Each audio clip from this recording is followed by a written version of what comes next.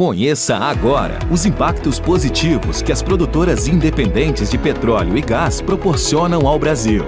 As empresas se lançam na busca das novas oportunidades, superando desafios, criando valor para a sociedade, estimulando o crescimento local, gerando mais empregos, aumentando a arrecadação de royalties e fortalecendo a cadeia produtiva do setor.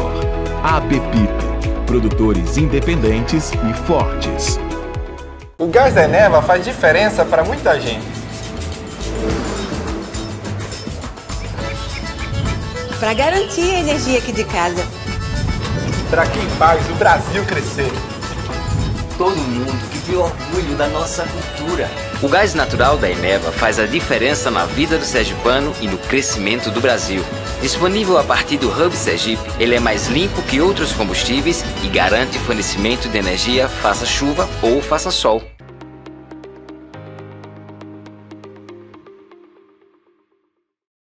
Olá pessoal, sejam todos e todas bem-vindos ao Estúdio ABPIP, uma parceria entre a Agência PBR e a Associação Brasileira de Produtores Independentes de Petróleo, direto da Sergipe Oil & Gas 2024. Nosso bate-papo de agora é com o Ovidio Quintana, diretor da TAG. Ovidio, obrigado pela gentileza de abrir aí um espaço na agenda para esse bate-papo com a gente. Uma semana muito agitada, né? Uma maratona aqui em Sergipe, participamos de vários eventos. Como é que você está vendo esse momento para o gás aqui em Sergipe? Vocês que inauguraram recentemente uma interconexão com o terminal da Eneva, uma interconexão de um gasoduto que liga o terminal GNL da Eneva à malha da TAG. Bom, boa tarde a todos, obrigado pelo convite. Felipe, é sempre um prazer poder trocar ideias com vocês na EPBR, né, que acompanham o setor aí brilhantemente. Como eu sempre gosto de dizer, passa a ser a nossa leitura diária obrigatória, né? Obrigado. Esse evento em Sergipe, né, para nós é muito gratificante estar participando desse momento. A gente participou nos anos anteriores, ver o crescimento dessa feira, o crescimento da participação dos atores, e dessa vez coincide com um evento muito importante no nosso plano de investimentos, né, que é a conclusão da parte do gasoduto de conexão de 25 quilômetros ao terminal da Eneva, ao nosso gasoduto Catupilar. Nós ainda estamos em fase final de montagem de algumas instalações de superfície para entrada em operação comercial ainda em 2024. Para nós isso é um marco, né? Conexão de um terminal privado, né, com um player como a Eneva, que tem uma posição de portfólio muito interessante no mercado brasileiro. A gente entende que isso vai dar tanto um dinamismo para a economia de Sergipe, na atração de novos investimentos aqui, expansão industrial, geração de emprego e renda, mas também coloca mais uma opção, uma fonte de gás natural, através do LNG desse terminal, à disposição no mercado brasileiro. É uma posição, essa conexão, do ponto de vista termohidráulico na nossa malha, muito interessante, que permite atender tanto aos mercados acima, em posições mais acima no Nordeste, como a todo o Sudeste brasileiro, por as operações que a gente chama de swap, né? Então é uma posição termohidráulica muito favorável. E para completar também, esse investimento, esse gasoduto é bidirecional. Então, também permite que o complexo termoelétrico que está ali tenha como alternativa, seja por uma segurança operacional, seja por uma questão de preço, poder contar com gás da rede para poder despachar. Então, isso também é muito importante para a competitividade do setor termoelétrico, não só do gás natural, e para a segurança de abastecimento, seja no gás ou na energia elétrica. Legal. Sergipe, para vocês hoje, é uma referência como modelo regulatório, ambiente de negócio, pela regulação, pela legislação estadual? Sim, eu entendo que Sergipe, né, a nossa estrela do gás, né, tem se demonstrado, por mais que seja, eu brinco assim, é o menor estado em termos de área geográfica, mas tem um ambiente de negócio muito favorável e uma participação na discussão da agenda do gás muito interessante, com provocações saudáveis, né, também para serem discutidas no âmbito da cadeia. Então eu vejo o ambiente de negócio também muito favorável. Fomos sempre muito bem recebidos, aqui com muita transparência, profissionalismo, né, com os interlocutores locais. Então isso nos facilitou bastante, né, a tomada de decisão do investimento e a execução do projeto em si. Ministro, teve aqui ontem, você falou de provocações e falou da questão de preços de gás, criticando o que ele chamou de ilhas de gás e tal. Como é que vocês estão vendo essas discussões? Essas provocações são importantes para a gente avançar nas discussões? Não, com certeza. O que eu vejo é que essa indústria, em qualquer parte do mundo, ela tem fundamentos que são basilares. No nosso caso, nós somos o elo logístico. A gente não vende gás ou compra gás, a gente faz isso só para efeitos operacionais, para poder garantir o funcionamento da malha, mas nós fazemos o frete dessa energia. Eu até disse ontem que nós temos que ser a internet do gás como transporte, desenvolver um hub de comercialização onde os agentes possam ter o máximo de encontros. Você só vai ter preço bom se você tiver um ambiente de competição. É natural em qualquer cadeia de atividade econômica que aqueles agentes que têm algo para vender queiram maximizar o seu preço de venda. E quem quer comprar queira pagar o menos possível. Nós temos que fomentar esse ambiente de encontro e isso é muito saudável. Aí tendo que a TAG, nesse processo de abertura, ter colocado vários agentes, ter desenvolvendo, já trouxe nos últimos 2 anos um efeito muito positivo para o Nordeste brasileiro, que foi a redução do preço relativo pelo ambiente de competição. Números, a gente vê em algumas publicações, fizemos a nossa análise, a economia em 22 e 23, fruto desse processo de abertura, chegou a quase 4 bilhões de reais. A maior parte disso concentrada na região Nordeste. Muitas distribuidoras, a economia no preço da compra do molécula chegou a ser 4 vezes maior do que a fatura que eles pagaram de transporte. Então, esse é o nosso papel, de ajudar no ambiente de competição. E aí, ligando com a frase assim do ministro, para a gente quebrar esses clusters, nós temos que também pedir ajuda também dos formuladores de política econômica e tal, para retirar travas regulatórias e tributárias para ajudar a fomentar esse ambiente de competição. É o único caminho para termos preço. A gente ainda tributa essa nossa cadeia do gás natural como se estivesse tributando um e-mail. Se eu mando um e-mail para você no Rio de Janeiro, ou eu mando um e-mail aqui para Sergipe, quando na verdade não é uma movimentação física, é um direito de uso de uma indústria poderosa que é do transporte. Se você está conectado, o nosso papel é fazer com que você possa digamos, fazer transações comerciais com todos os agentes que estão conectados. Por isso será a internet do gás. Né? Você acha, então, o que vocês defendem é que o transporte do gás não deveria ser tributado, é isso? Não, eu digo assim, podia ser uma forma mais simples a tributação.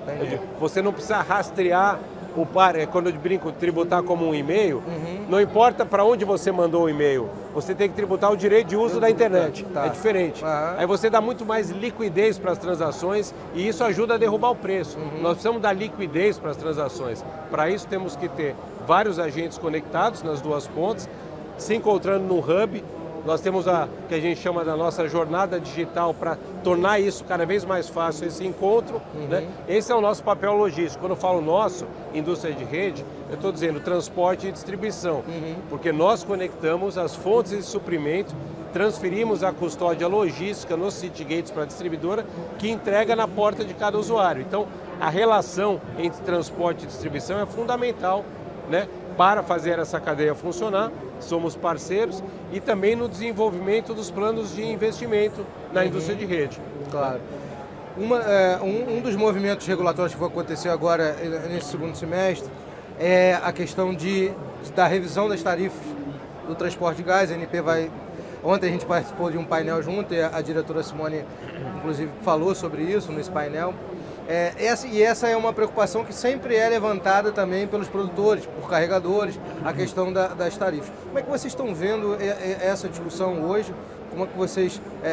Como é que as transportadoras chegam, como vocês, chegam para essa discussão da revisão tarifária?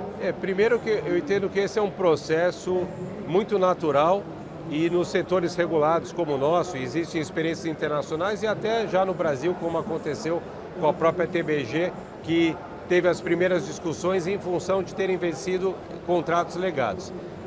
Essa janela, a primeira janela, em parte dos legados, é importante falar isso, que é de que perímetro de discussão estamos falando, vai acontecer com TAG e NTS em 2025. Então a gente vê que é importante sim colocar muita luz, precisa muita pedagogia para que os agentes que sentem à mesa para discutir possam ter um nivelamento de conhecimento para levar esse debate à frente. Mas é natural o que acontece. O nosso negócio, na verdade, não é de tarifa, é de receita sobre investimento. A tarifa é resultado desse direito de receita alocada sobre um volume de mercado. Então, essa equação simples, ela tem alguns desdobramentos. O nosso direito de receita até hoje, estamos há 5 anos da TAG, nós compramos o ativo da Petrobras, a nossa receita é exatamente a mesma que sempre foi, só corrigida pela inflação. A primeira discussão sobre essa no final de 25 é que um contrato, que é um pedaço da malha, ele vence, então existe a questão de você olhar qual que é a base contábil não depreciada, o saldo, né?